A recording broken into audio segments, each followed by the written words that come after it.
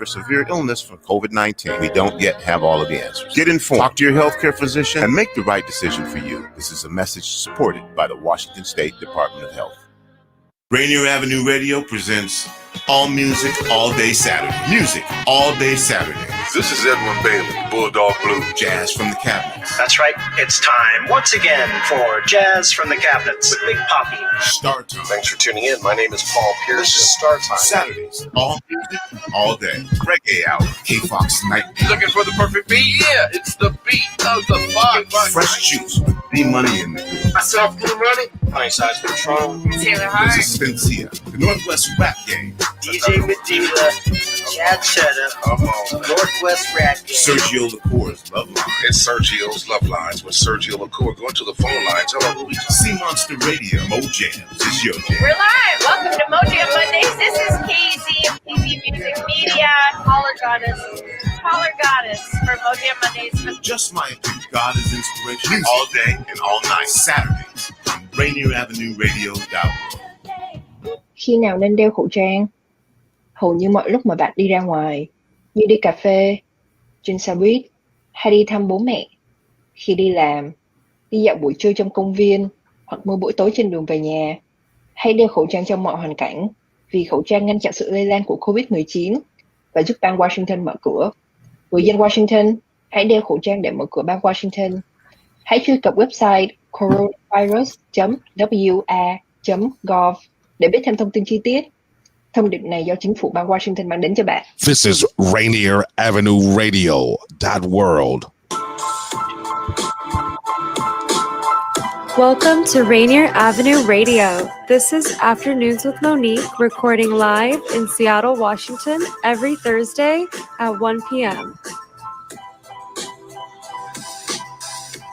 Good afternoon, Seattle. This is Monique Lee from Afternoons with Monique.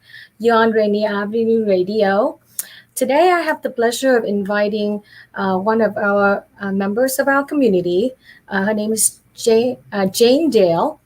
She is an attorney at Causey Wright, a law firm that specializes in workers' comp in Seattle. And it is Pride Month, so I thought I would invite a member of the Pride community, the LGBTQ community, to come on our show to celebrate the month. Please help me welcome Miss Jane Dale. Hi, Monique. How are you? I'm doing great. How are you doing? I'm doing very well. Staying cool, trying to. Yeah. So, as I typically will do on my show, I like to share your history, your background a little bit, and then ask you some questions about, your thoughts and perspectives about different things that goes on in the community, particularly we're talking about Pride Month here, and some of your thoughts and experience that might be valuable to the audience to learn about your history, your experience, and your personal perspective. Yeah, good. Yeah. So first off, tell us a little bit of history. Where were you from?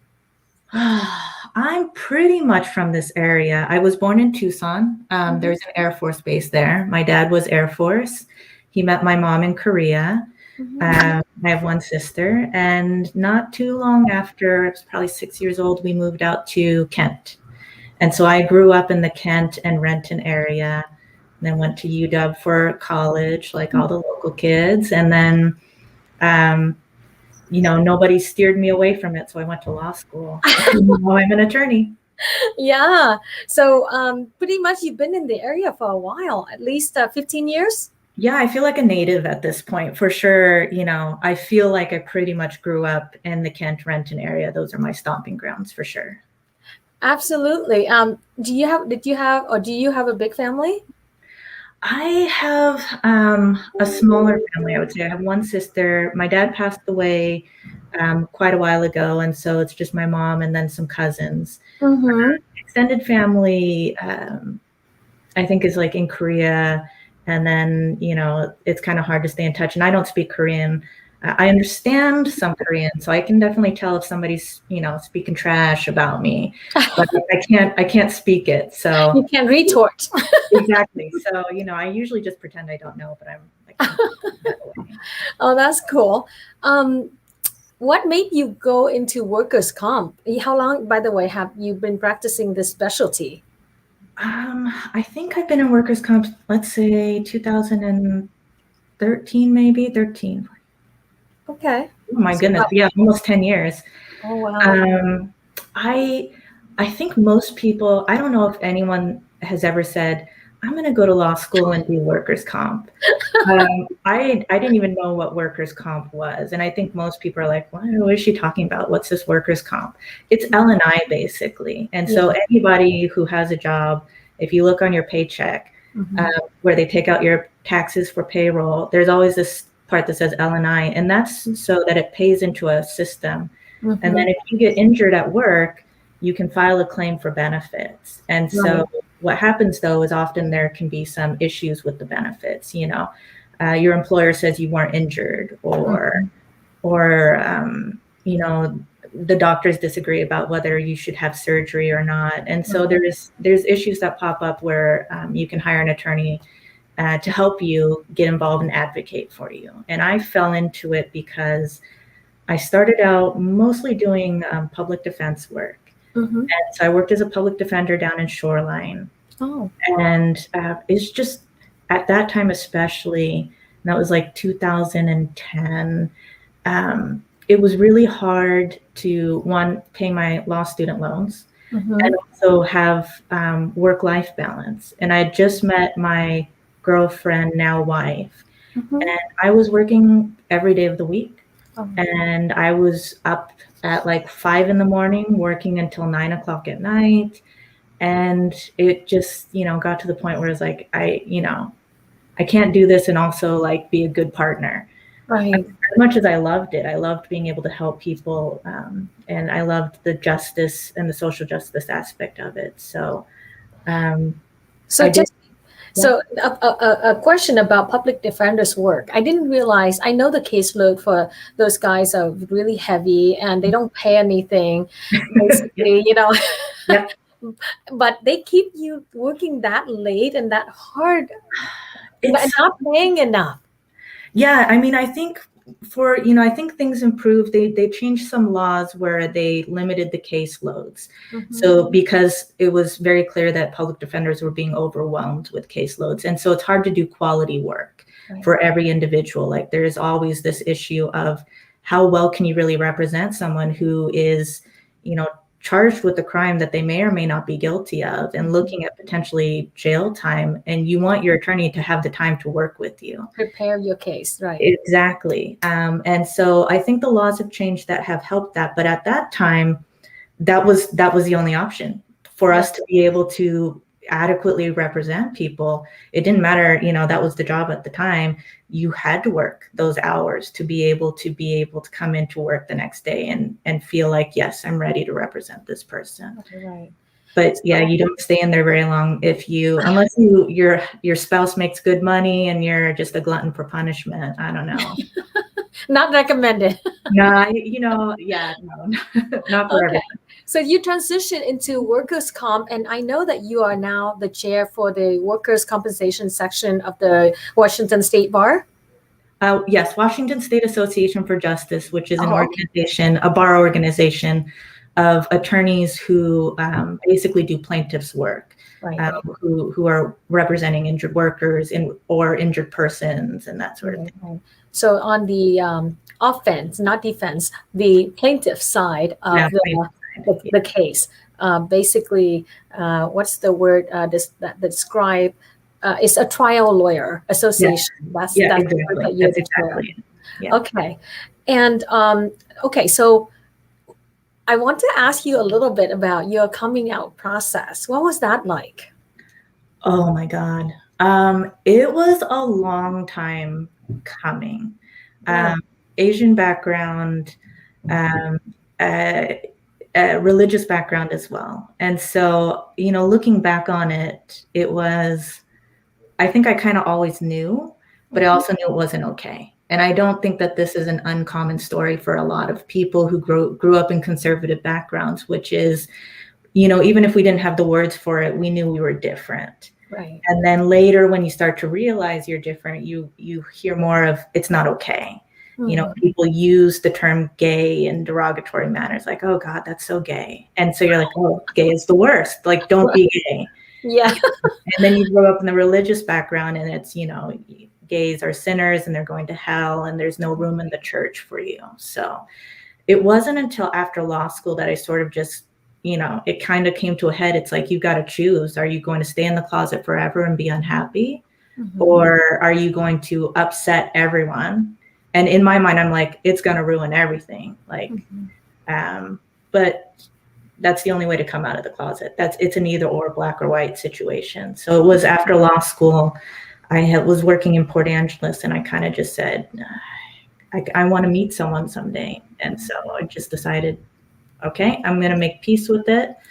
And I'm going to slowly come out to people close to me. And now that was probably in 2009, I was like 27 years old. And now I'd say I'm like leaps and bounds beyond that now in terms of comfortable, you know, still dealing with some residual, I think a lot of people deal with internalized homophobia, but definitely more comfortable in who I am and open and out to everyone who's close to me and important.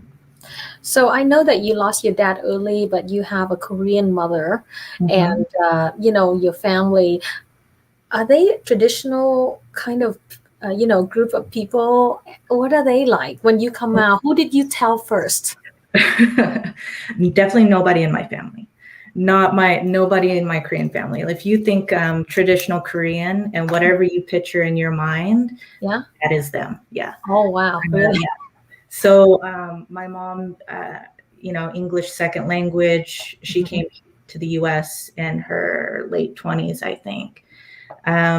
Lives in Tacoma, where all the Korean people are. Watches Korean TV, goes to Korean church, reads the Korean newspaper. So it's like definitely still in the Korean community, very traditional. I came out to like my friends, first of all, you know, because that was kind of my chosen family, the ones who really knew me and I was comfortable coming out to. And I didn't know for sure that they would have a positive or negative reaction, but I felt more comfortable going to them first. And all of them had very positive responses. Some were surprised about whether they just had assumed I was always straight. Did you used to have like your longer hair and kind of like, so you blend in with the, and have the short hair. Exactly. It was purposeful. Like being in the closet, you definitely do a lot to maintain that facade, to maintain the secret. You don't, you know, the worst thing in the world at that time in your mind is if somebody figures it out or thinks it. So you almost go the extreme opposite, the long hair, you know, the feminine clothes, a little bit of makeup, even dating a little bit, even though deep down, you know, like this isn't really you, but you don't want anyone to know. Right. So when you share with your friends, they were receptive. What about your mother? Being traditional and Korean as she is, what was she like? She was not happy. And I think that's, you know, I've spoken to other Asian or half Asian individuals who've had to come out to their parents, and it's almost like pretty darn similar story, which is, you know, just, you know, okay, you're probably going to hell. How can we fix this? And, you know, so it's very traumatic coming out to that. I think what helps in some ways is just knowing who you're talking to. Like, was I really expecting much different from her, given her background, her upbringing, the conservative culture still in Korea, which is what she still surrounds herself with. Right. Yeah. And what's interesting is traditional Asians, we like to keep things on the flat, homogenous level. Everyone kind of want to blend in, be a part of the community, not raise, you know, ruckus or cause trouble in the community. So, you know, I came from kind of a traditional family, and, you know, my family definitely do not want any kid to rock the boat and, you know, be different. I mean, as vocal and open and conversational as I am, I'm very different from my traditional family, radio show and all of and stockbroker and matchmaking. All of these are like unusual and a little bit foreign, strange to them. But I can see this is like how that I could try to imagine what that would be like to come out to such that environment. But yeah, I anything that you wish to share with other, aspired or, people who are not yet ready to come out to their family, how can other Asian Americans come out and be supported and feel, embraced? I mean, we have a lot more open-minded society today comparing to when you were 27, I would imagine. Yeah, I would agree. I think a lot has changed and improved and opened up for sure. Just a lot more visibility. I think a lot of visibility helps people to accept things more or become more open to it. And for the Asian community, you don't know who might be gay around you. Everyone thought I was straight, and I made sure everyone thought I was straight. And so the things that could be helpful is to, because we also, just like everyone assumed I was straight, I assumed everyone was homophobic, that no one was going to be okay with the gay. And so it would be helpful and can be helpful to say things or do things that would help others, like myself, when you're in the closet, say, actually, Monique might be cool. She might be somebody I can confide in. I can be comfortable around her because Monique has had gay people on her show or, mentioned, instead of asking someone, hey, if they're female, do you have a boyfriend? Saying things like, do you have a partner? Are you dating anyone?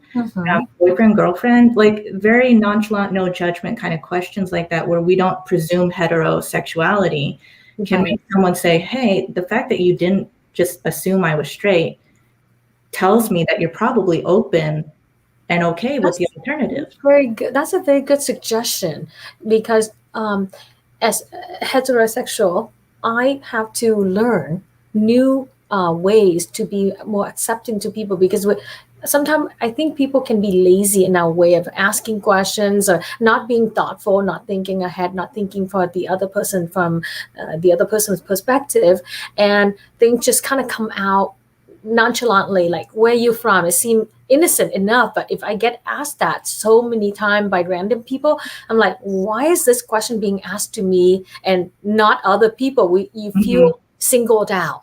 Kind of like in the same way, but even more pronouncedly so in your case, or in the homosexual community, I would imagine. So the usage of words, the choice of words that I use, also, you have to kind of embrace the thoughtfulness of it.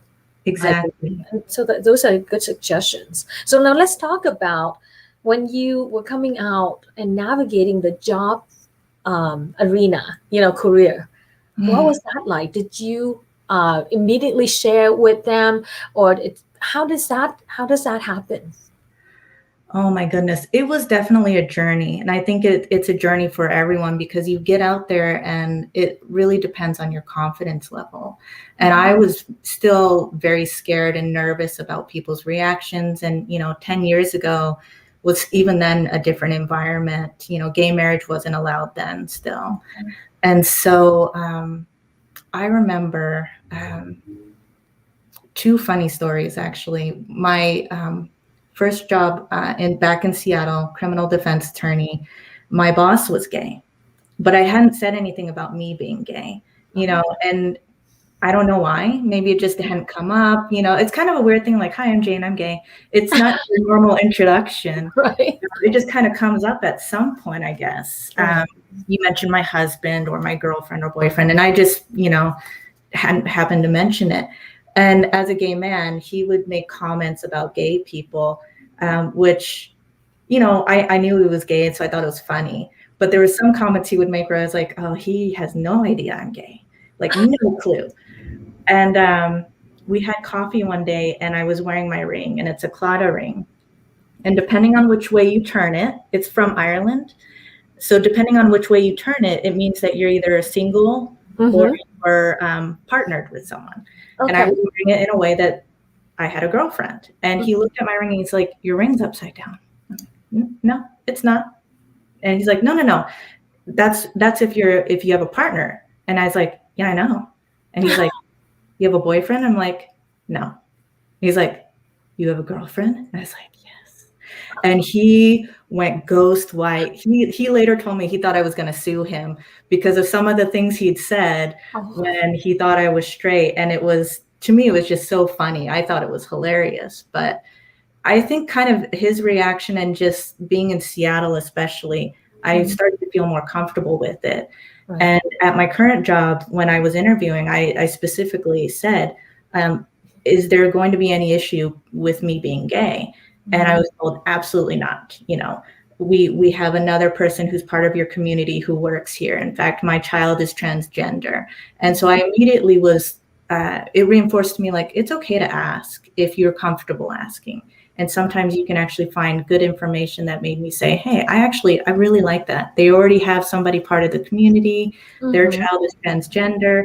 I think it's going to be a warm and welcoming environment. Now, is there any interesting, unique, or actually good thing that happened to you financially, career-wise, to come out as being gay? I think the confidence, because when you're closeted, you're hiding so much of yourself. How can you go out there and represent someone with your whole self? Authentic. You're authentically, exactly. When you are not being authentic. And, being closeted, it causes depression, anxiety, and you're constantly looking over your shoulder and second guessing. And it doesn't make for a good lawyer, in my mind.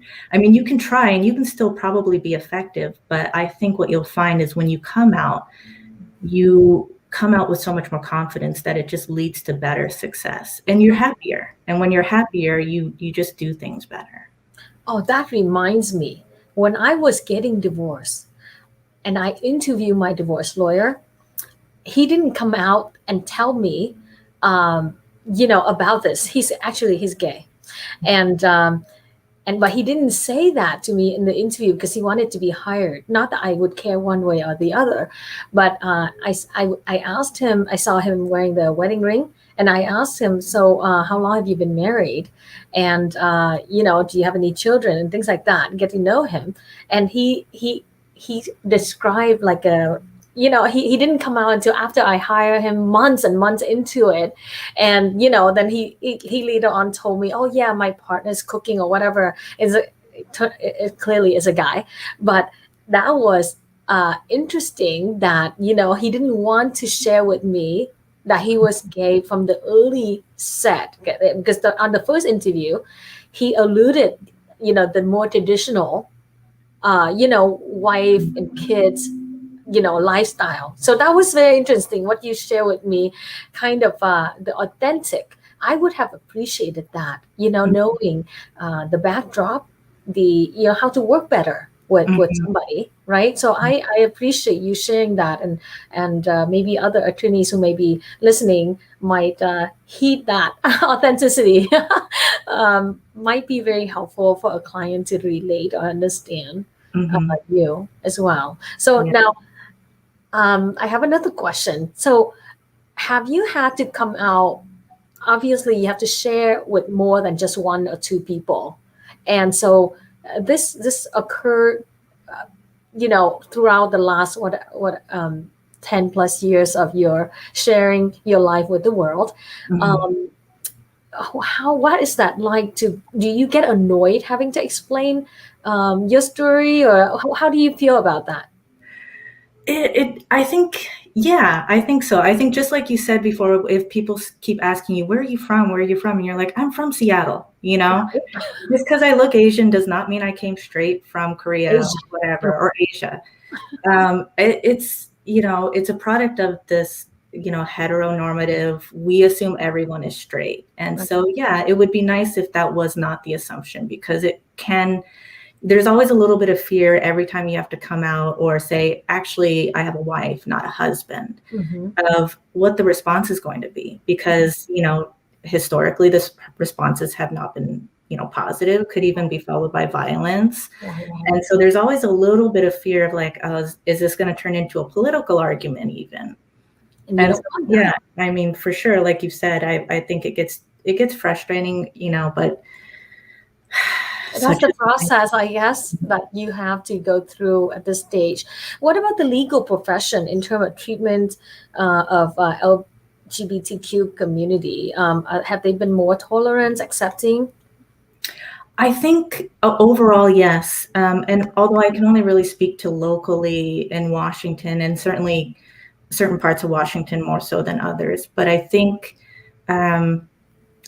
most of the profession is generally more tolerant and certainly not openly hostile. I think in the past it would have been openly hostile and difficult to make partner if you weren't part of the accepted lifestyle as they would consider it.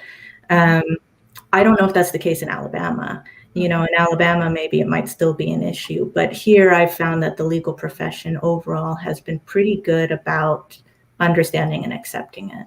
And we have a Supreme Court Justice who represent the community. So I'm optimistic for the openness and acceptance of our community. Is it? I have one more question. We have a Gay Pride celebration. Is it still necessary to have Gay Pride celebration in 2021? Absolutely. Absolutely. I mean, we're still dealing, we might feel like our little pocket is fine, that maybe we don't need to be bringing more awareness. Exactly. But nationally and in the world, it's still an issue. And so I think, representation and visibility leads to awareness and leads to acceptance. Gay people deserve everything that everybody else has. Mm-hmm. There's too many laws trying to, target transgendered individuals, especially right now, is a really problematic issue in a lot of states. And so I think until, it's no longer, I guess, the presumption that, being straight is the norm, we need to continue to have pride. And it's fun. And everyone should go. Right. That's coming up here. So I am excited for that. Well, that is our show. Thank you so much for joining us and sharing your perspective on Afternoons with Monique today, Jane. Thank you, Monique. It was a pleasure. You're welcome. And I look forward to meeting you in person sometime very soon. Agreed. Same. All right. Well, this week we have Clean Greens Farms and Market Block Party Training.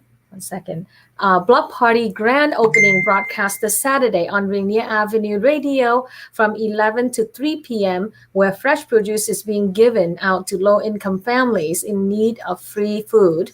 And after Afternoons with Monique, my show, we will have Shattering the Glass Ceiling. Please join us for the next half hour of exciting, interesting conversation on that show. And next week, we're going to have another wonderful member of our community, Harold Taniguchi, who is the former chair of the King County Transportation, coming on Afternoons with Monique. That's our show. Thank you so much for joining us and watching live Afternoons with Monique. Have a good one, everyone. This is Paul Pearson, host of Star Time.